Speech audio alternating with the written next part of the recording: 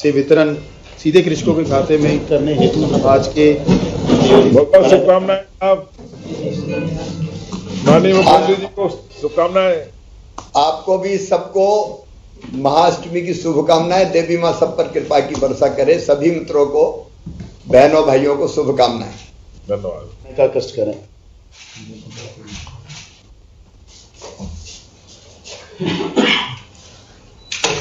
धन्यवाद माननीय मुख्यमंत्री महोदय।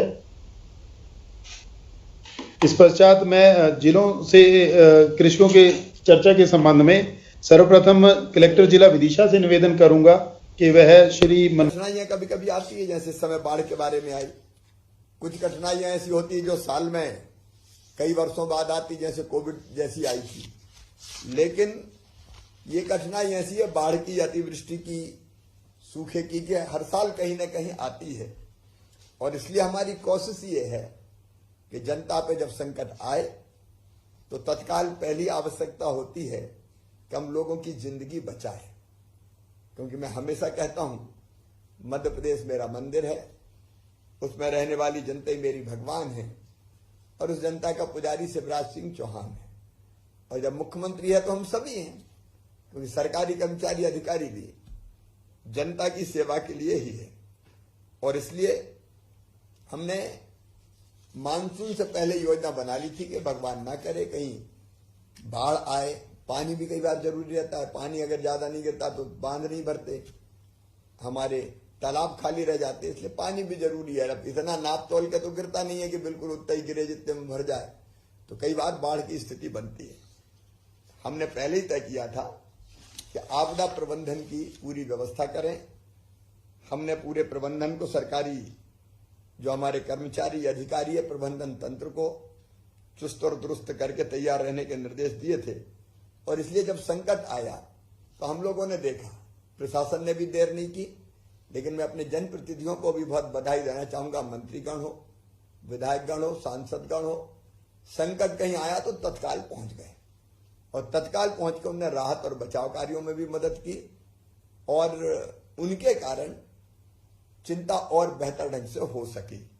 और इसलिए आपने देखा होगा कि जहां ज्यादा बाढ़ की स्थिति बनी, चाहे वोट से निकालना हो, एनडीआरएफ की टीम, एसडीआरएफ की टीम लगाना हो, वोट से निकालने के अलावा जरूरत पड़ी तो हमने सेना के हेलीकॉप्टर से बुला के रखे।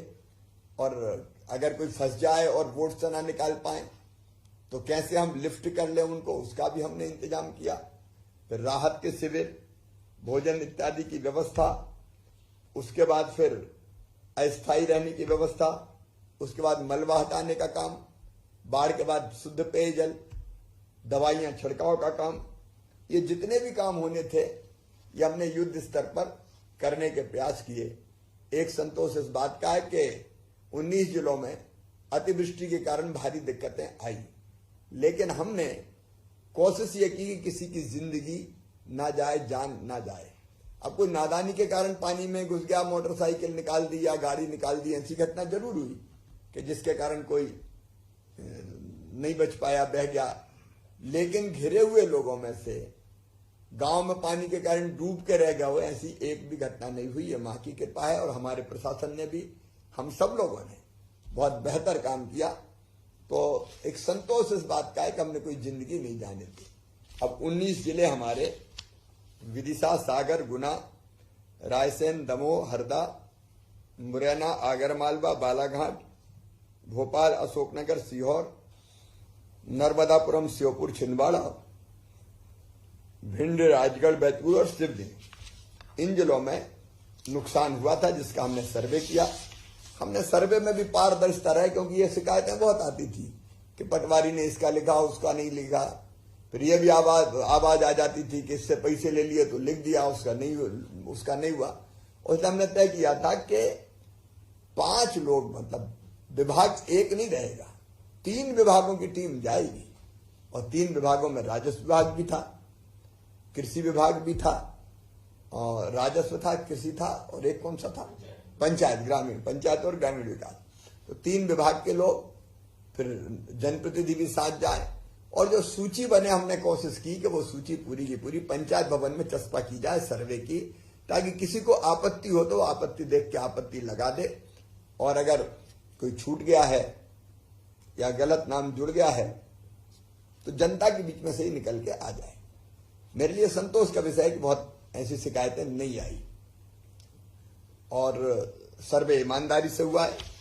आज हम उसी के हिसाब से, जैसे हमारे मंत्री जी ने, राजस्व मंत्री जी ने बताया, आज हम खातों में दशहरे के पहले हमको लगा नवरात्रि में ही शुभ अवसर पर अगर ये पैसे मिल जाएंगे तो ठीक रहेगा, और इसलिए आज आपके खाते में 200 करोड़ रुपए से ज्यादा की राशि इन 19 जिलों में हम डाल रहे हैं। सीधे डीबीटी का फायदा ये होता है कि पैसा सीधे आपके खाते में पहुंचता है। आप वेरीफाई कर लीजिएगा, फॉलो अप कर लीजिएगा और जब जरूरत पड़े तो निकालिएगा। 202 करोड़ 64 लाख रुपए 1,91,755 किसानों के खाते में हम लोग डाल रहे हैं। इसके पहले ही हम पशुहानि पर, मकान हानि पर, घरेलू सामग्री पर और अलग अलग चीजों पर 43 करोड़ 87 लाख रुपया पहले हम खर्च कर चुके थे। तो ये जनता के साथ हर परिस्थिति में सरकार खड़ी है।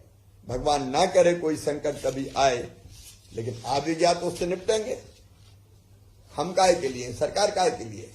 इसलिए आपको ध्यान होगा उस समय मैंने कहा था चिंता मत करो, तकलीफ है, संकट है, लेकिन संकट के पार निकाल के ले जाएंगे।